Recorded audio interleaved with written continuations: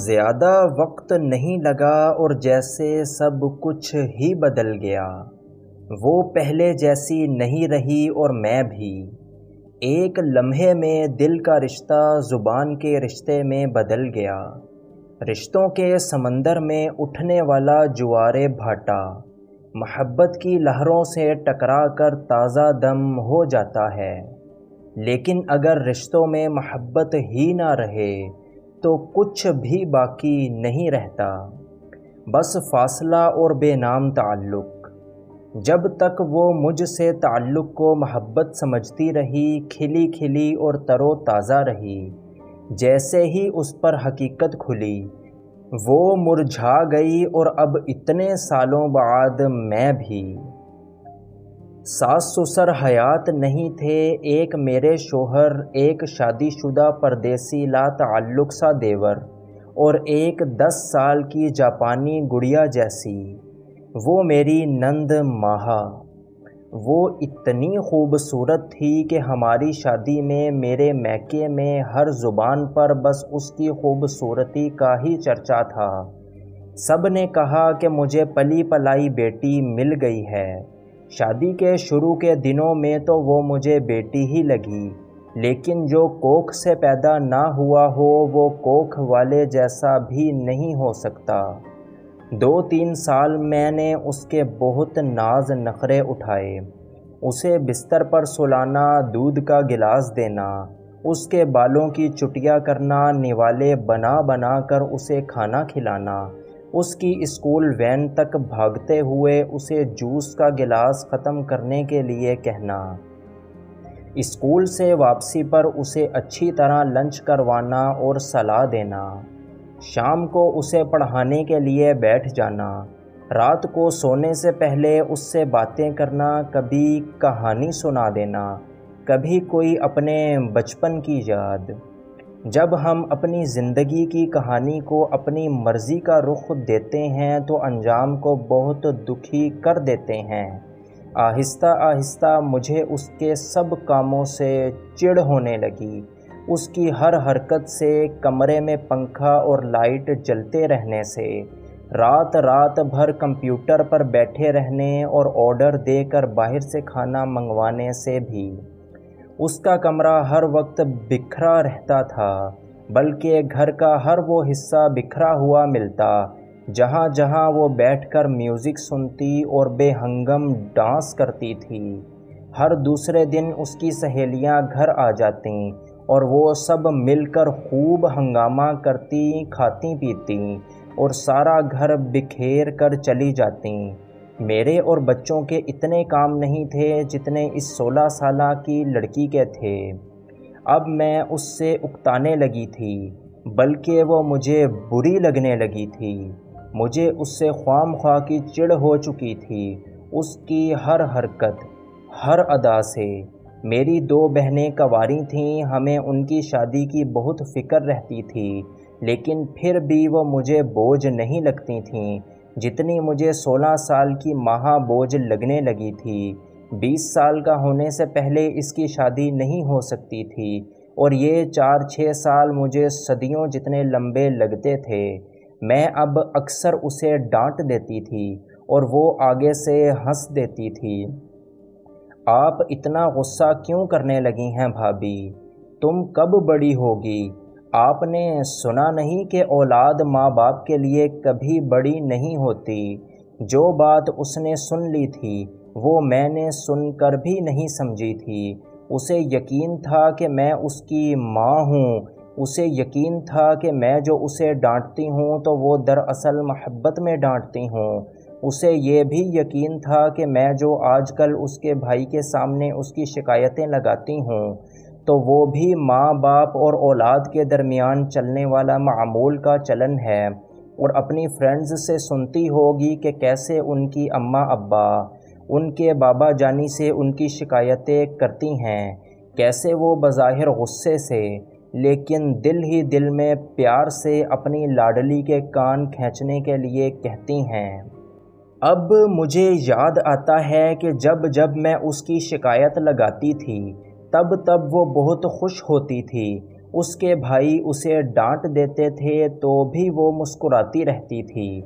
مجھے ڈانٹ پڑوا کر آپ نے ٹھیک نہیں کیا، وہ مصنوعی خفگی سے کہتی اور پھر بھی خفا نہیں ہوتی تھی۔ میری پیشانی پر پڑنے والے بل اور میری آواز کی کاٹ کا وہ اثر نہیں لے رہی تھی، یا اس میں اتنی سمجھ ہی نہیں تھی کہ وہ یہ سب کچھ جان سکتی۔ وہ خود کو میرے بیٹوں کی پھوپھو نہیں آپی کہتی تھی۔ مجھے اس پر غصہ آنے لگا تھا۔ میرے میکے والے بھی اس پر ناک منہ چڑھاتے تھے کہ میں کیا ہر وقت اپنی نند کا دم چھلا اپنے ساتھ رکھتی ہوں۔ میں اسے ساتھ نہیں رکھتی تھی، وہ خود میرے ساتھ رہتی تھی۔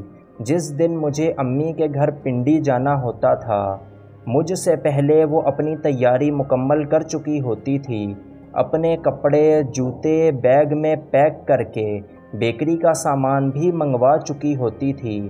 کراچی ماموں کے پاس جانا ہوتا تھا اور وہ اپنے بھائی کے ساتھ جا کر ٹیلر کو اپنے کپڑے مجھ سے پہلے دے آتی تھی۔ میرے بہن بھائیوں کو وہ ماموں اور خالہ کہتی تھی، ان سے فرمائشیں کرتی، لاڈ اٹھواتی تھی۔ وہ میری سانس کے ساتھ سانس لے رہی تھی اور میں اس سے کتنی بیزار تھی۔ پھر ایک وقت آیا کہ مجھے اس کی سانسوں کی مہک اپنی سانسوں سے زیادہ عزیز ہو گئی، لیکن پھر وہی فاصلہ لا تعلقی۔ امریکہ سے اس کی خالہ آئی تھیں۔ آخری بار وہ میری ساس کی وفات پر آئی تھیں۔ فون پر تو بات ہوتی رہتی تھی، لیکن ملاقات اب ہو رہی تھی۔ وہ تھوڑی تنگ مزاج تھیں۔ کچھ پیسہ ان کے پاس بہت زیادہ تھا۔ کہیں کوئی نقص تو نہیں نکالتی تھیں، لیکن نگاہیں بتا دیتی تھیں کہ انہیں کیا کیا پسند نہیں آ رہا۔ ناک ان کی ضرورت سے زیادہ اونچی تھی۔ جمال نے ان کی آمد کے لیے اچھے خاصے پیسے گھر کی آرائش پر خرچ کیے تھے، لیکن پھر بھی انہیں گھر میں نقص ہی نظر آ رہے تھے۔ ماہا سے وہ پیار کرتی تھیں، لیکن اس کے لیے بھی ان کا انداز تنقیدی ہی تھا۔ کڑی نظروں سے اس کا جائزہ لیتی رہتی تھیں۔ ان دنوں ماہا بالکل بدل گئی تھی۔ وہ صبح جلدی اٹھتی اور کچن میں چلی جاتی تھی، ناشتے کی تیاری میں میری مدد کرتی، سارے گھر کی صفائی اپنے سامنے کرواتی، خالہ کے کپڑے استری کرتی، ان کے سر میں تیل ڈالتی، ان کے ساتھ خریداری کے لیے جاتی۔ اب بس وہ اور خالہ۔ آج کل اس کی کوئی سہیلی بھی گھر نہیں آ رہی تھی۔ اس کا کمرہ بھی بہت اچھی حالت میں رہنے لگا تھا۔ احد اور فہد سے جو وہ اونچی اونچی آواز میں باتیں کرتی تھی، چیختی چلاتی اور بلند کہکہے لگاتی تھی، وہ سلسلہ بھی مؤخر ہو چکا تھا۔ اب تو وہ اتنی دھیمی آواز میں بات کرتی کہ ایسا لگتا جیسے سرگوشی کر رہی ہو۔ بہت با ادب، باتمیز، ٹی وی اور کمپیوٹر جیسی خرافات سے دور رہنے والی پیاری سی لڑکی بن گئی تھی۔ پتہ نہیں کیوں مجھے ماہا کا یہ ڈھونگ بہت برا لگا۔ چھٹی والے دن جس لڑکی کی صبح 12 بجے سے پہلے نہیں ہوتی تھی، اب وہ فجر کے وقت اٹھ کر نماز پڑھ کر اپنی خالہ کو سلام کر کے ان کے لیے چائے بنانے جاتی تھی۔ پہلے تو مجھے دل ہی دل میں ہنسی آتی رہی، پھر میرا دل چاہا کہ میں اس کے ڈرامے کا پردہ چاک کر دوں۔ میں نے خود کو باز نہ رکھا اور ایک دن بظاہر مذاق میں لیکن دراصل سنجیدگی سے خالہ کو اس کی عادتیں گنوا دیں۔ میں نے یہ تک بتا دیا کہ یہ اتنی بڑی ہو گئی ہے لیکن آج بھی چھت پھلانگ کر اپنی سہیلی کے گھر جاتی ہے۔ اس کے جوان بھائی ہیں، 100 بار منع کیا ہے لیکن باز نہیں آتی۔ پتہ نہیں خالہ پر کس بات نے زیادہ اثر کیا کہ وہ اگلے ہی دن اسلام آباد اپنے دیور کے پاس چلی گئیں۔ 15 دن بعد وہیں سے اپنے بیٹے کے نکاح پر ہمیں مدعو کر لیا۔ چلنا ہے نکاح پر ماہا؟ اس نے نظریں اٹھا کر مجھے دیکھا تو مجھے معلوم ہوا کہ پہلے ہی اس نکاح کے بارے میں یہ جان چکی تھی۔ یہ بھی جان چکی تھی کہ میں اس کی خالہ کو کیا کیا کچھ کہہ چکی ہوں۔ نہیں بھابھی۔ کیوں؟ ارسلان تمہارا فرسٹ کزن ہے، تم تو شاید کافی کلوز بھی ہو اس سے۔ نیٹ پر چیٹ ویٹ نہیں کرتی رہتی اس سے؟ اب نہیں کرتی، پھر گھر کا خیال کون رکھے گا؟ آپ بھائی اور بچوں کے ساتھ چلی جائیں۔ بھابھی: میرے ایگزامز ہیں، مجھے تیاری کرنی ہے۔ جمال بھی نکاح میں نہیں گئے، انہیں بھی مہا کی طرح چپ سی لگی ہوئی تھی۔ تو پھر میں کیوں جاتی؟ اس نکاح کے بعد جیسے گھر کی ہر چیز بدل گئی، اور اتنی بدل گئی کہ مجھے چیزوں سمیت خود سے بھی نفرت ہو گئی۔ مہا فجر کے وقت اٹھتی، سب کے لیے ناشتہ بناتی، پھر گھر کی صفائی کرتی اور کالج چلی جاتی۔ دوپہر کے لیے آٹا وہ گوندھ کر جاتی تھی، روٹی آ کر بنا لیتی تھی۔ رات کا کھانا بھی اس نے بنانا شروع کر دیا تھا۔ بچوں کو ٹیوشن دیتی، ہفتے میں 2 بار مشین لگا لیتی اور سارے گھر کے کپڑے دھوتی۔ 2 مہمان آتے یا 10، وہ سب کے لیے اکیلی کھانا بنانے لگی، گھر کو چمکا کر رکھتی۔ پتہ نہیں اس نے کیسے اور کب یہ سب کچھ کرنا سیکھ لیا تھا، کب اس نے بھاری پردوں اور لمبی چھت کو دھونے کی ذمہ داری اپنے ذمے لے لی تھی۔ اسے کیسے یہ احساس ہو گیا کہ اس کی وارڈروب میں کپڑوں کا ڈھیر پڑا ہوا ہے، اور اب اسے بازار جا کر فضول خریداری نہیں کرنی چاہیے۔ اسے میوزک سے نفرت ہے، وہ اونچی آواز میں ہنس بول نہیں سکتی۔ وہ ان سب سے کب دور ہو گئی میں معلوم ہی نہیں کر سکی۔ اس نکاح کے بعد کوئی ایک بھی دن تو ایسا نہیں گزرا تھا کہ جب وہ دن 9 بجے سو کر اٹھی ہو۔ کوئی ایک بھی دن تو ایسا نہیں آیا تھا کہ وہ میرے میکے میرے ساتھ آئی ہو۔ کوئی ایک ہی دن ایسا ہوتا کہ جب اس کی سہیلیاں گھر آئی ہوں، وہ چھت پھلانگ کر اپنی سہیلی کے گھر گئی ہو، فون پر اس نے کھانا آرڈر کیا ہوتا، گلا پھاڑ کر قہقہے لگائے ہوتے، فل والیوم میں میوزک لگا کر بچوں کے ساتھ مل کر ادھم مچایا ہوتا۔ کوئی ایک بھی دن ایسا نہیں آیا کہ مجھے پرانی مہا کی جھلک نئی مہا میں دکھائی دی ہوتی۔ میری اماں اور بہنیں تک اسے دیکھ دیکھ کر حیران ہونے لگی تھیں۔ اللہ نے تمہاری کوئی دعا سن لی ہے مہوش، دیکھو کیسا سکھ دیا ہے اس نے تمہیں۔ اماں نے ایک دن کہا، کیسا دکھ دیا تھا میں نے اسے۔ اس نے BA کر لیا تو اپنی فرینڈ کے ذریعے اپنے بھائی کو پیغام بھجوایا کہ وہ مزید آگے نہیں پڑھنا چاہتی، اس لیے اس کی شادی کر دی جائے۔ جمال سے زیادہ میں حیران تھی، تمہارے بھائی تمہارے MBA کا سوچ کر بیٹھے ہیں اور تم شادی کی بات کر رہی ہو۔ یہی صحیح عمر ہوتی ہے شادی کی بھابھی، بس پڑھ لیا جتنا پڑھنا تھا، منگنی یا نکاح کر دیتے ہیں، تم MBA کر لو۔ نہیں مجھے آگے نہیں پڑھنا، اس نے نرمی سے کہا۔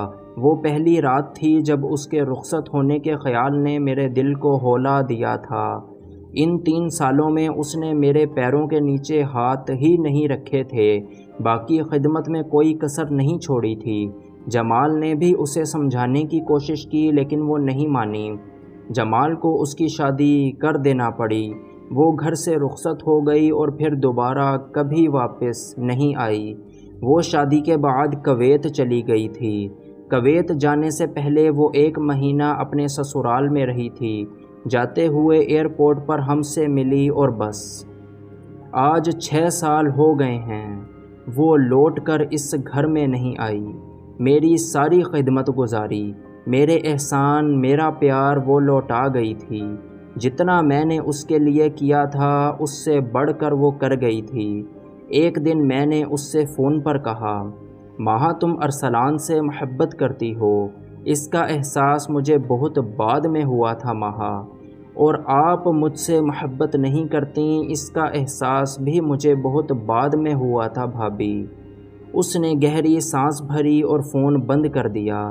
اس کے جانے کے بعد مجھے گھر کے کونوں میں اس کی خاموشی گونجتی سنائی دیتی تھی۔ میں آئینے کے سامنے کھڑی ہو کر خود کو دیکھ نہیں پاتی، نظریں نہیں ملا سکتی۔ گھر میں 12,000 ماہوار پر ایک ملازمہ آتی ہے، سب کام کر جاتی ہے۔ جمال کی پروموشن ہو چکی ہے، گاڑی بھی آ گئی ہے اور گھر بھی بدل لیا ہے۔ میرے بیٹے سارا دن AC چلا کر رکھتے ہیں۔ میری چھوٹی بیٹی دن 12 بجے سے پہلے سو کر نہیں اٹھتی۔ اسے گھر کا کھانا پسند نہیں، اپنے فون اور اپنی سہیلیوں کے ساتھ وہ اتنی مصروف رہتی ہے کہ اسے یہ تک دیکھنے کی فرصت نہیں کہ اس کی ماں بیمار ہے اور مسلسل ڈاکٹر کے پاس جا رہی ہے۔ اپنے میکے میں اکیلی ڈرائیور کے ساتھ میں جاتی ہوں۔ چھوٹی بہن کے بیٹے کی شادی میں بہت مشکل سے تینوں بچوں کو بارات پر تیار کروا کر لے کر گئی۔ تینوں بچوں کو اپنی خالہ، ماموں وغیرہ میں کوئی دلچسپی نہیں ہے۔ مجھے اپنے بچوں سے بہت سی شکایتیں ہیں، لیکن پھر بھی میں ان کے لیے کچھ برا نہیں سوچ سکتی۔ جس سے شکایتیں تھیں، چڑ تھی، جو بری لگتی تھی، اس کے ساتھ برا کر دیا، لیکن یہ جرت بیٹی کے لیے کیا کر پاؤں گی؟